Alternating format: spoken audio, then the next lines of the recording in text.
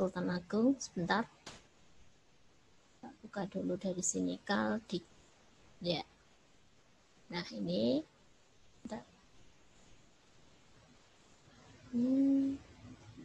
Nah. Ya, ini anak-anak. Jadi, Kaldiknya dari SMA Sultan Agung mulai per tahun ajaran 2021 ini mulainya sudah Juli kemarin.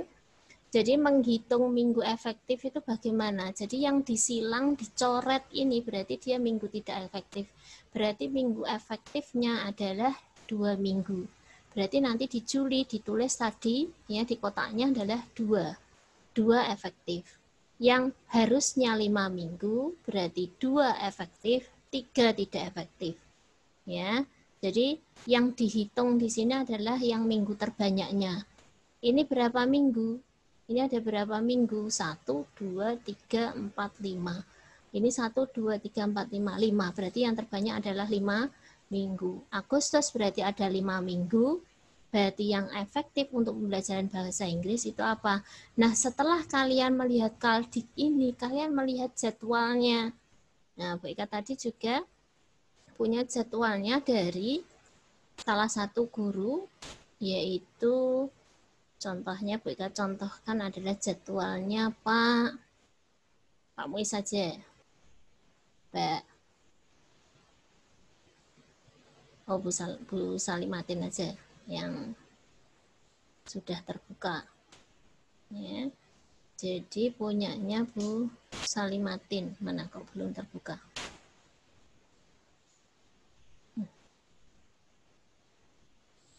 Bentar, nak. Belum terbuka. Nah, ini. Oke, nah ini contohnya punyanya Bu Salimatin. Ya. Jadi kelihatan toh? Nampak enggak? Halo? Kelihatan, Mem. Udah kelihatan jelas ya. Oke. Jadi ini contoh punyanya Bu Salimatin, jadwalnya adalah Senin, Selasa, Rabu, Kamis, Jumat. Di hari Senin, ya, contoh saja untuk IPA, jadi jamnya mereka adalah 1 jam, jadi jam 7.30 sampai 8.30 untuk daring, gitu ya, itu termasuk 2 jam pelajaran. Jadi 1 jam pelajaran adalah 30 menit. Mereka berarti daringnya seperti itu. Jadi setiap 1 kali pertemuan ini di 10 MIPA 4, ya, bahasa Inggrisnya di Bu Salimatin berarti dia 2 jam pelajaran hari Selasa.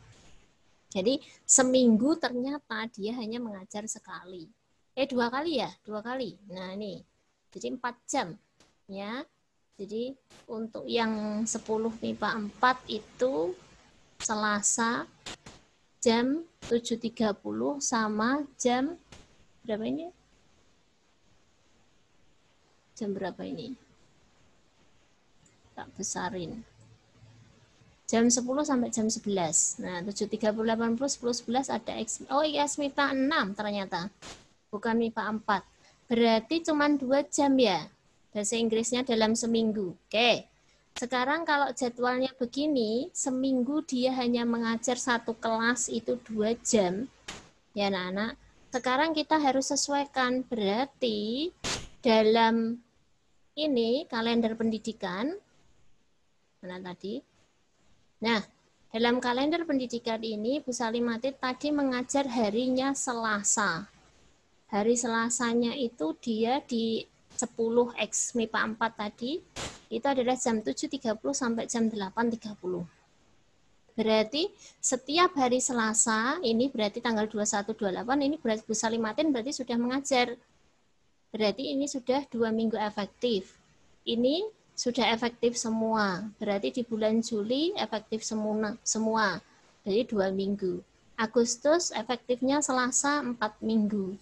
Kemudian September efektifnya 1, 2, 3, 4. 4 minggu. Hari Selasa. Begitu. Ya. Jadi ini sudah 2, 4, 4. Sudah 10 minggu. Nah, berarti dihitung dalam 1 semester. 1 semester itu berapa minggu efektifnya?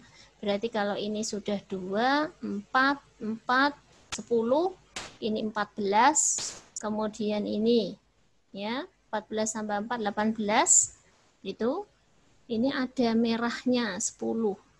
10 ada merahnya setengah itu apa? Upacara Hari Besar Nasional. Berarti hari Selasa 1 ini Bu Salimatin tidak mengajar karena Hari Besar Nasional, berarti dia dihitung minggu tidak efektif. Begitu. Jadi penghitungannya seperti itu. Berarti 4 minggu yang ada di sini, 3 minggu efektif, 1 tidak efektif. Berarti dihitungnya di sini 3. Berarti di sini tadi sudah 10, 14, 17 gitu ya. 17 terus di sini sudah udah habis. Berarti 17 minggu dalam 1 semester di Gasal. Begitu. Ini dia berarti sudah masuk di PAS sama PAT. Ya. Berarti sudah masuk ke penilaian akhir semester dan penilaian akhir kalau PAT itu berarti penilaian akhir tahun ya, berarti sudah terakhir kalau ini semester gitu ya. Oke. Jadi kalau sudah ini berarti sudah habis gitu, berarti minggu efektifnya hanya 17. Nah, setelah kalian menghitung ini anak-anakku, lanjutnya kemana? Ke sini ya, masuknya ke KI sama KD.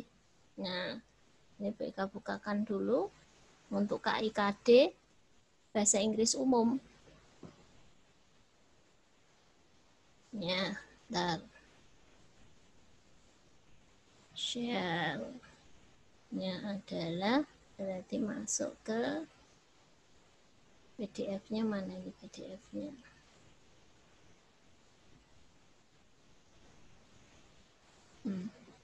Bentar, harus dibuka ulang ternyata. Oh, ke sini. Ya. Oke. Ini. Oke. Nah, ini adalah hampir sama dengan yang Bu Eka share, tapi ini Bu Eka potong. Ya, jadi Bu Eka hanya mengambil potongannya saja. Kemarin yang Bu Eka sharekan yaitu file silabus, model silabus kemarin. Itu ada di situ. Ya, jadi KIKD-nya ada di situ. Hampir sama. Jadi setelah kalian menghitung minggu efektif tadi, di semester Gasal ada 17 ketika Bu Salimatin mengajar, kalian harus membagi ini. Begitu. Nah, kenapa kok KI-nya itu dimulai dari 3? Kemudian ini dimulai dari 4. Siapa yang tahu? Ayo, Bu Eka tanya dulu. Siapa yang bisa menjawab? Kenapa kok ini kompetensi inti pengetahuannya dimulai 3, kemudian kompetensi inti keterampilan dimulai dari 4? Siapa yang tahu? Padahal kemarin KD-nya ada 1.1, ada 1.2, ada 1.3. Nah, itu maksudnya apa? Ada yang bisa menjawab? Please. Baik, stop dulu. Yuk, siapa yang bisa menjawab? Halo? Iki sing opo siapa iki sing opo? Anggi, iya Anggi. Punyamu opo A5S ini Anggi?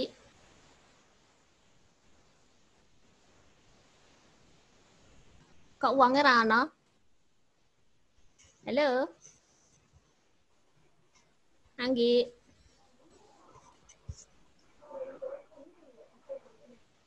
Bukan Anggi ini, yang Oppo A5S. Mbak Nurjana, kayaknya.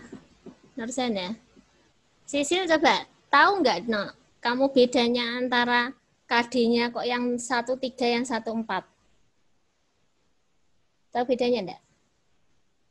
Kenapa kok diawali kompetensinya tadi, itu dimulai dari 3, bukan dari 1?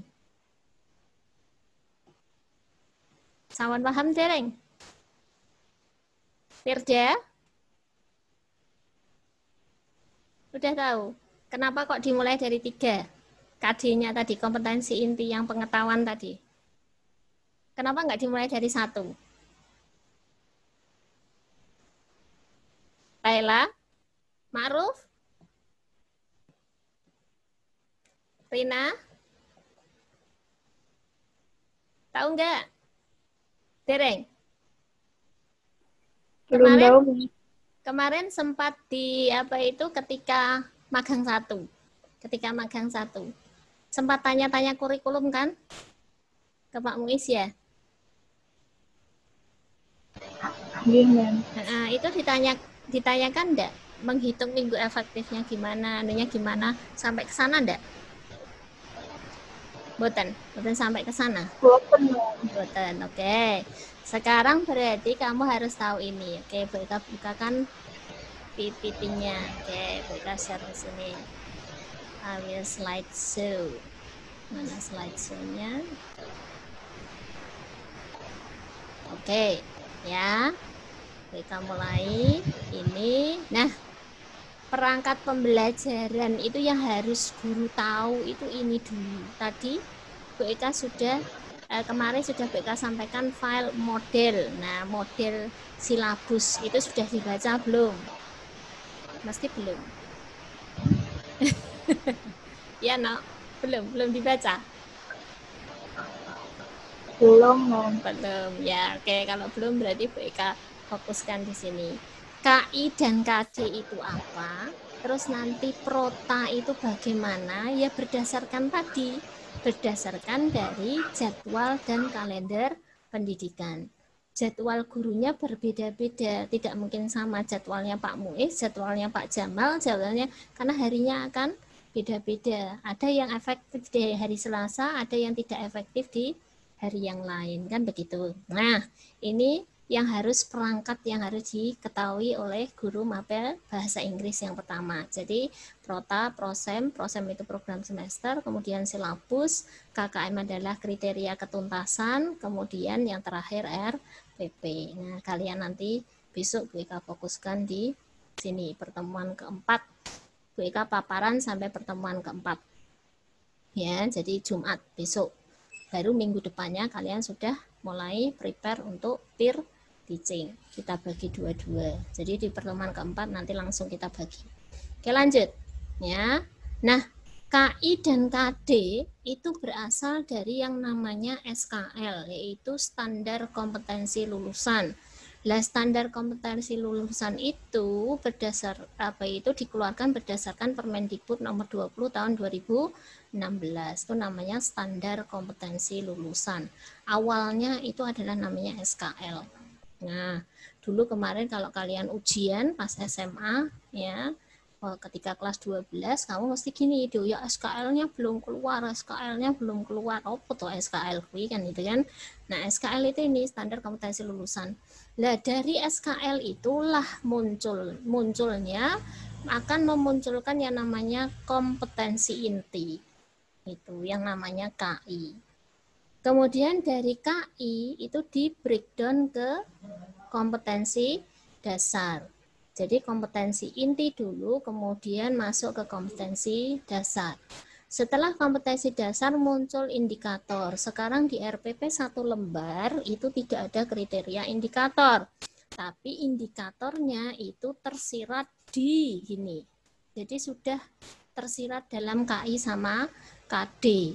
Yang akhirnya munculnya hanya tujuan pembelajaran. Tapi tujuan pembelajaran itu juga ada indikatornya yang nantinya akan digunakan untuk butir penilaian, yaitu di bagian terakhir, yaitu setelah tujuan pembelajaran, kemudian proses pembelajaran, kegiatan pembelajaran, setelah kegiatan pembelajaran baru muncullah butir-butir penilaian. Ini berdasarkan apa? Ya berdasarkan indikator yang dijabarkan dalam tujuan pembelajaran. Oke, sudah paham. Jadi urutannya begini.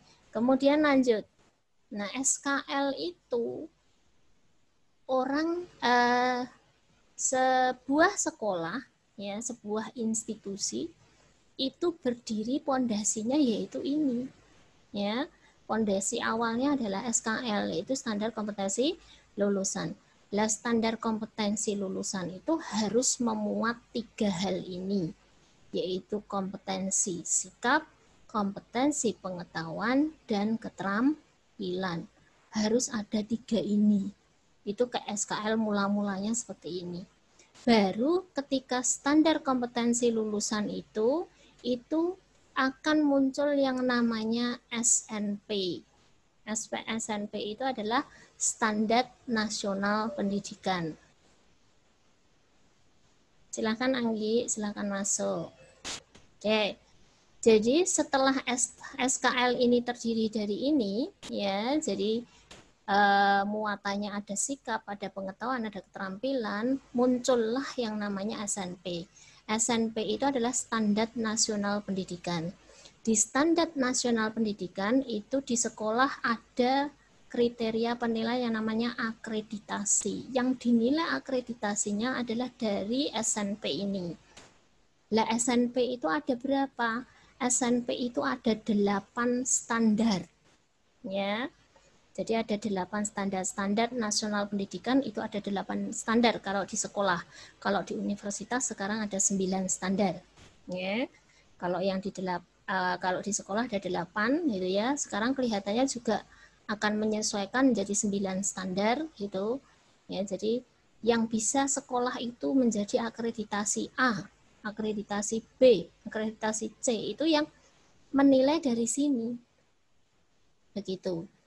Dan salah satu standarnya, nah itu dari SNP ini, Nasional Pendidikan, itu adalah standar yang pertama yang namanya adalah standar isi. Lah standar isi inilah yang memuat kompetensi inti, kompetensi dasar, dan tingkatan kompetensi. Jadi standar isi itu ada 3 hal ini muatannya. Tingkatan kompetensinya itu kan kalian sudah tahu. Mungkin di sini ada PAUD juga. Ya, jadi ada PAUD, ada TKRA, SD, SMP, SMA, MA, SMK, MAK. Begitu. Ya. Nah, ini adalah tingkatan kompetensi dan sekarang ditambah karena apa itu universitas juga digabung. Ya, kementeriannya digabung menjadi Kemendikbud, tidak seperti kemarin dipisah, berarti di sini ada universitas. Begitu. Itu adalah tingkatan kompetensi. Nah, dalam standar isi, selain tingkat kompetensi itu ada ini tadi. Nah, jadi asal usulnya KI, Yasmi masuk, oke, sip. Jadi, kompetensi inti sama kompetensi dasar itu berasal dari 8 standar SNP yang nomor 1, yaitu standar isi. Oke, sekarang lanjut. Setelah KI-KID-nya ada di situ, nah, kompetensi inti itu akhirnya dijabarkan. Kalau SKL-nya tadi terdiri hanya 3 saja, ya, jadi SKL itu wajibnya tadi memuat ini, yaitu memuat sikap, pengetahuan, dan keterampilan. Lah, sikap itu di breakdown menjadi sikap apa? Gitu ya. Akhirnya muncul ada K1, K2, K3, dan K4. Nah, jadi yang ada di apa itu Bu Ika tampilkan tadi, kenapa kok yang dimasukkan ke dalam KD pembelajaran itu mulai dari 3 dan 4? Karena yang dimasukkan ke dalam silabus, ya, di dalam silabus dalam pembelajaran itu adalah kategori pengetahuan dan keterampilan. Makanya dia mulai dari 3 KD-nya. Ya, jadi kompetensinya K-nya K1 ini mulainya dari 3. Jadi pengetahuan dan keterampilan saja. Lah nilai sikapnya di mana, Bu? Nilai sikapnya ketika dalam proses pembelajaran. Jadi tidak dibuat secara apa ya? Istilahnya tertulis seperti yang ada di buku tadi, ya, di buku panduan model tadi, ya. Jadi yang K1, K2 itu nanti disendirikan, ya, seperti jujur, disiplin, percaya diri, jujur, dan lain sebagainya. Lah, kalau yang masuk ke agamaan itu yang mana, masuk yang sosial itu yang mana, kan itu kan. Kalau yang K1 itu hubungannya mesti ke yang atas, berarti kepada Tuhan, pada Allah, nah seperti itu. Itu yang K1. Kalau yang K2 sesama manusia, hubungan sosial, sama kawan, bekerja sama, saling tolong menolong, nang ngono kuwi, gotong royong, nang ngono kuwi. Itu namanya K2. Jadi sikap sosial. Nah, inilah silsilah dari kompetensi inti.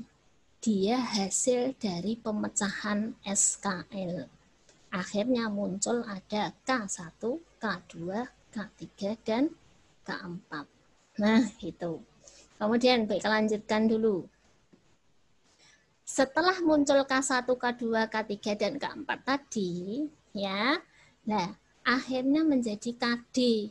Nah, di breakdown kompetensi intinya menjadi kompetensi dasar. Lah, kompetensi dasar itu dikembangkan dengan memperhatikan ini, 3 hal ini. Karakter peserta didiknya bagaimana, muridnya karakternya piye. Kemampuan peserta didiknya di awal ketika masuk itu piye.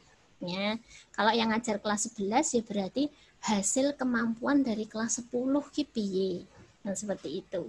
Yang kelas 12 juga begitu, kemampuan dari hasil setelah kelas 11 sama ciri mapel. Nah, ciri mapel ini beda-beda. Bahasa Inggris beda, PKN beda, kan gitu. Jadi ada kriterianya sendiri-sendiri. Oke, itu untuk KD. Jadi KD yang tadi K13 itu bisa menjadi 3.1 KD-nya, bisa menjadi 3.2, nah seperti itu. Tapi kan nggak ada, hanya 3.1. Yang ada itu 4 titik. Nah, adanya itu 3 berapa tadi? Ada yang 2, ya. Jadi 3.1, 3.2, 3.3, 1 kalau nggak salah, 3.31 atau 3.332. Nah, itu ada yang dibagi 2 itu KD-nya, ya. Jadi kalau nggak salah itu ada 12 KD total, ya. 12 KD total itu nanti kita hitung lagi, ya. Lanjut, setelah ini kita masuk ke level pengetahuan. Jadi yang kompetensi dasar yang K3, ya, yang K3 yaitu pengetahuan. Kalau K1, K2 tadi kan sikap keagamaan dan sikap sosial. K3 dan K4 itu adalah ini yang K3, K4-nya adalah keterampilan. Kalau keterampilan itu berarti sifatnya motorik, ya, bukan kognitif, ya. Jadi wes kerja, awake wes obah, itu berarti yang K4 itu. Entah dia ngomong, entah dia bergerak apa, menulis, nah itu kalau dalam bahasa Inggris kan speaking sama writing, ya, itu bisa masuk ke keterampilan. Kemudian level kognitif itu ada 3, ada yang namanya LOTS, MOTS, HOTS. Nah, sekarang kan banyaknya kurikulumnya ada HOTS ki opo kan itu kan. LOTS ki opo, MOTS ki opo kan itu. Berarti kalau yang LOTS adalah lower order thinking skill. Kalau yang MOTS berarti middle order thinking skill, ya. Kemudian yang HOTS adalah higher order thinking skill. Seperti itu. Lah, dia punya level. Kalau yang LOTS itu level 1, dia hanya knowing. Knowing itu kalau dari taksonomi Bloom. Nah, kalau seorang pendidik harus tahu taksonomi Bloom. Jadi kamu punya lembaran taksonomi Bloom, itu ada, cari di Google banyak. Taksonomi Bloom, itu keluar nanti. Ada C1 sampai C6. Ya, jadi C1 itu masuknya ke level knowing. Level 1. Dia C1 sama C2 itu mengingat sama memahami. Berarti nanti indikatornya itu pakainya ini. Ya.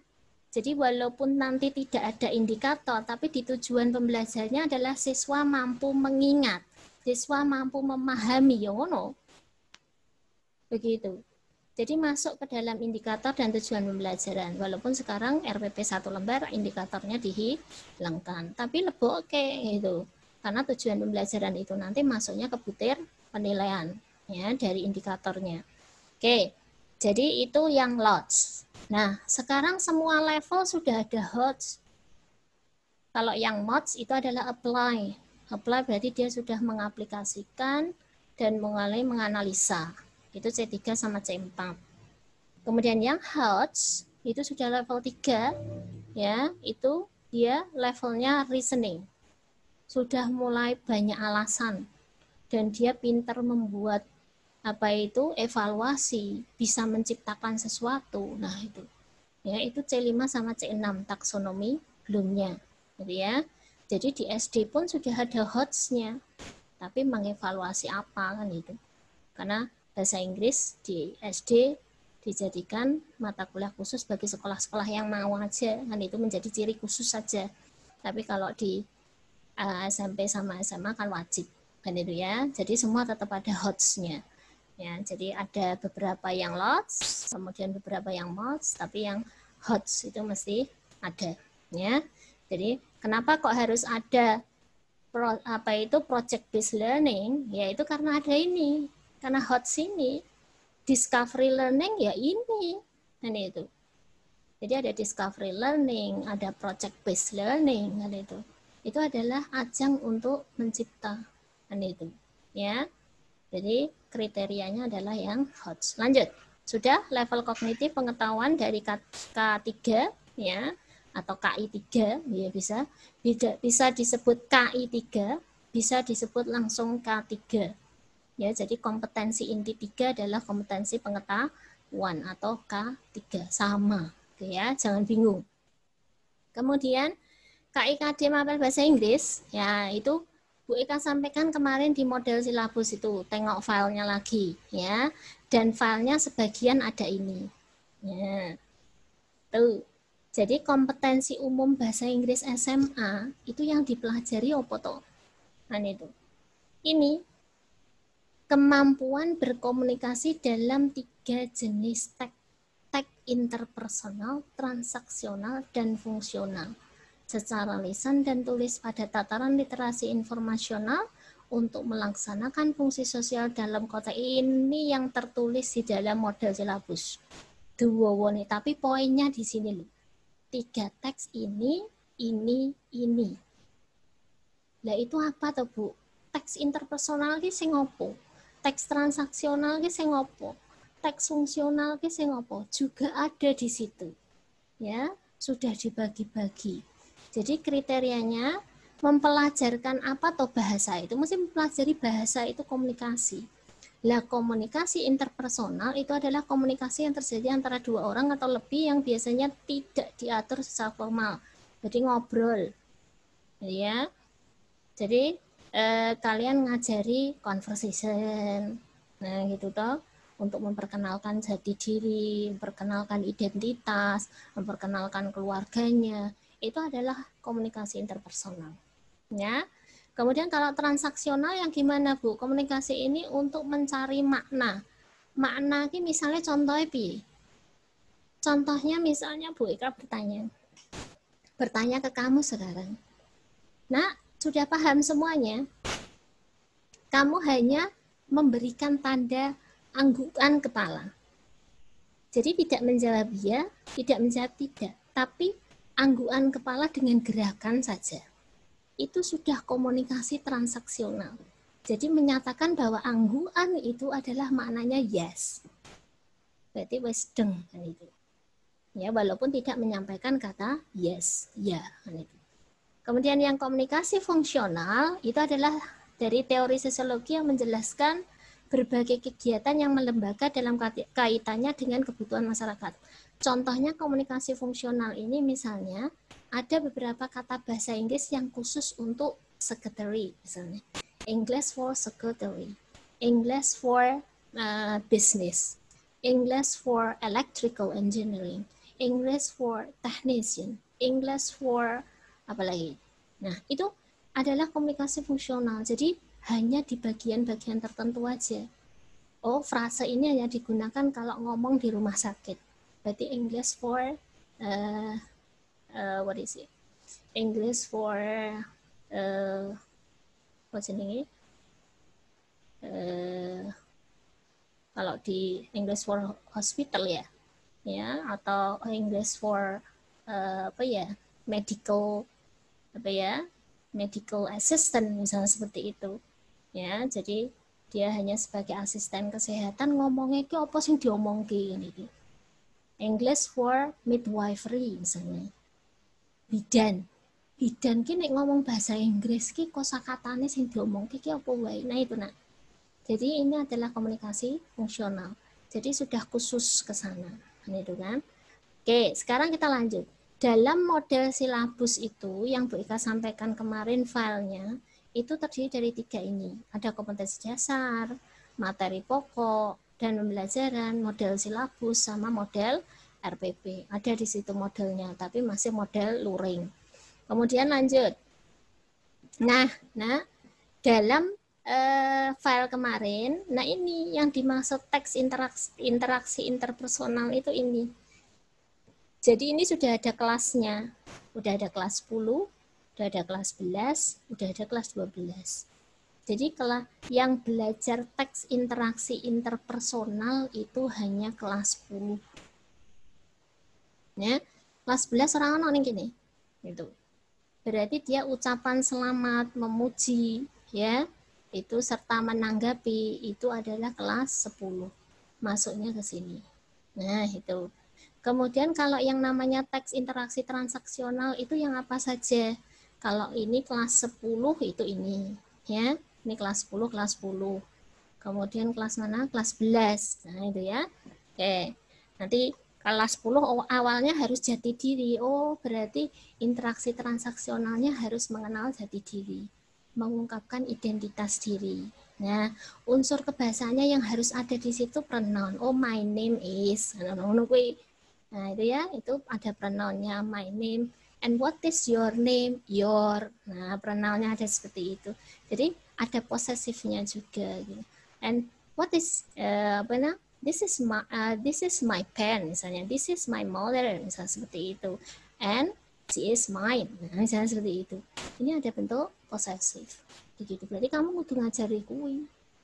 Nah, ya, di interaksi transaksional. Kemudian lanjut, ini sudah ada 10-11, di filenya kemarin sudah ada. Kita lanjutkan untuk teks fungsional. Teks fungsional yang khusus sama teks fungsional sendiri.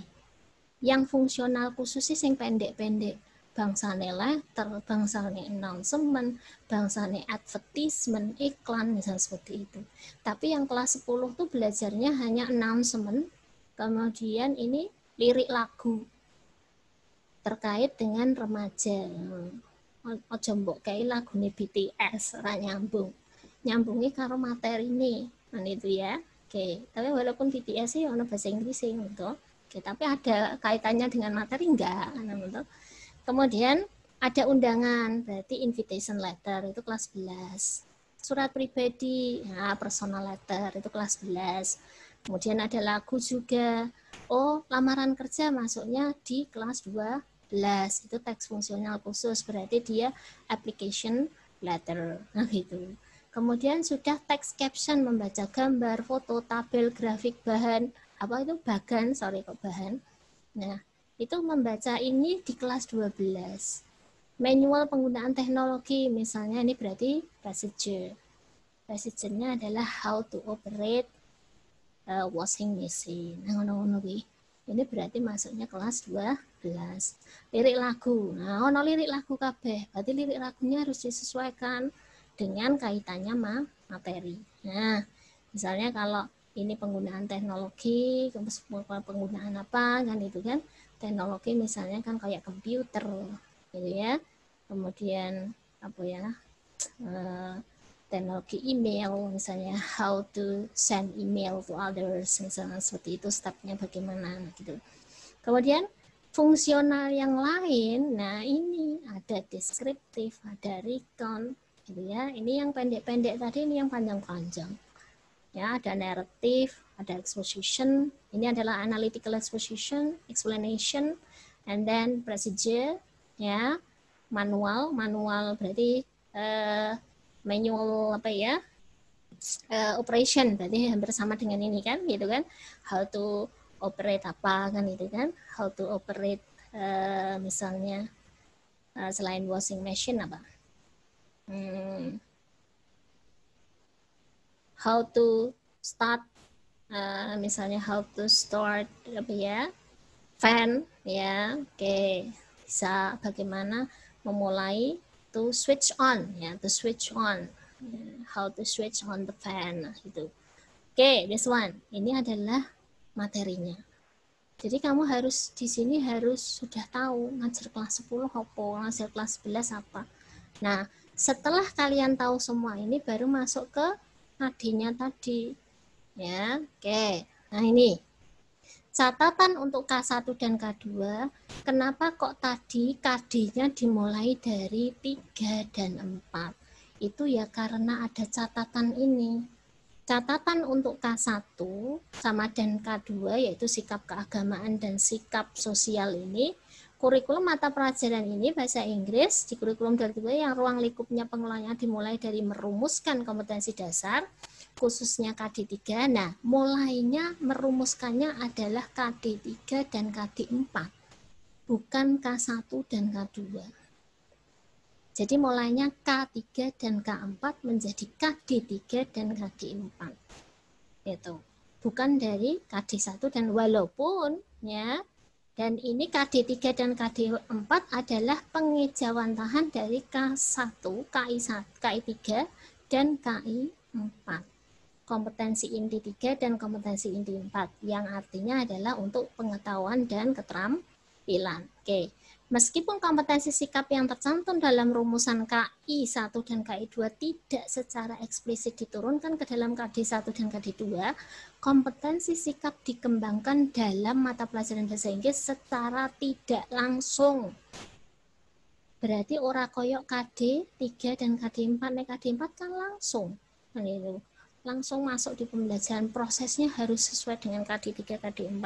Tapi kalau ini tidak. Jadi ketika dia di group discussion gitu, dia ada sikap gotong royong enggak di situ. Ada saling menolong enggak di situ, tolong menolong enggak di situ. Ada disiplin enggak di situ. Ada toleransi enggak di situ. Nah, itu. Jadi KD1, KD2-nya masuknya ke sana. Jadi dikembangkan dalam mata pelajaran secara tidak langsung dan diintegrasikan ke dalam proses pembelajaran. Jadi di kegiatan awal, pendahuluan, dan penutup, masuknya di mana K1, K2? Di kegiatan inti pembelajaran. Ya, jadi di kegiatan inti dia sudah masuk penilaian di sini. Ketika diterangkan gurunya itu, dia perhatikan enggak? Oh, berarti disiplin. Gitu. Diberi pertanyaan, dia jawab enggak? Ada berani. Dan itu bertanggung jawab. Nah, gitu. Jadi, kalian sudah bisa menilai di situ. Jadi, sambil melaku, sambil ngajar, sudah sekalian menilai KI1 dan KI2, yaitu dijabarkan dari KD1 dan KD2. Kemudian, ini sudah. Nah, mulainya di sini. Jadi, yang KD1, KD2 itu tidak, karena dia nanti sudah masuk ke proses pembelajaran, gitu ya.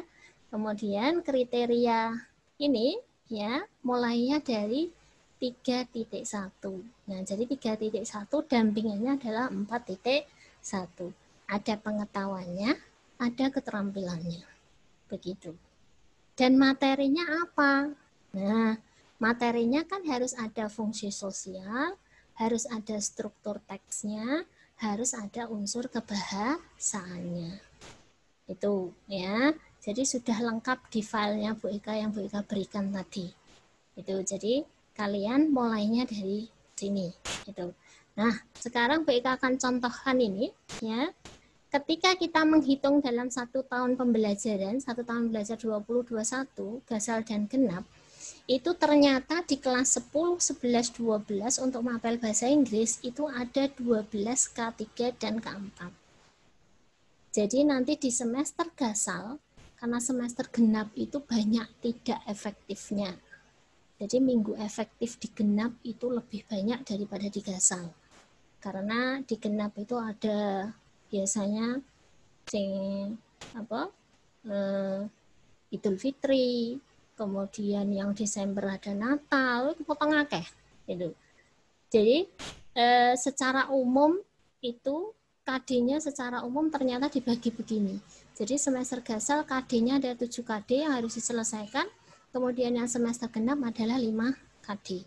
Jadi totalnya adalah 12 K3 dan 12 K4. Gitu. Jadi ini pengetahuan, ini keterampilan. Oke, lanjut. Itu secara umum. Nanti BK lihatkan. Oke,